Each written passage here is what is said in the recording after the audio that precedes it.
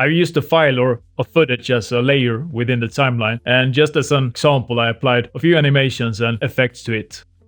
Sometimes the files need an update. Perhaps you need to get a little bit better quality or a high resolution version of it. And to keep all those existing changes, you can just add an upgraded version, right-click the footage, and choose Replace and File to be able to add a new version. And a quick way, if you already have the file inside the project panel, you can just hit Alt or Option, then press and drag the new file on top of the old one, and it will be replaced.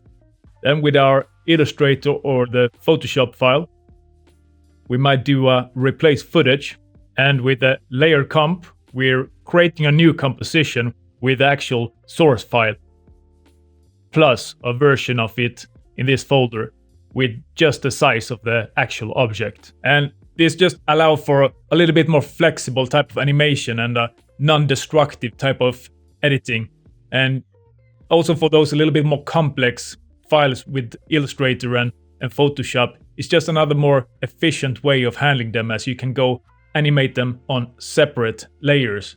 And it's also a lot more easier to update them. We're also able to replace footage with a placeholder. And if further using a solid instead, that will allow you to assign a color to it. Perhaps this one just can make it a little bit easier to keep track and organize all your elements within the composition while keeping those temporary layers and making those color coding to just find them a little bit easier.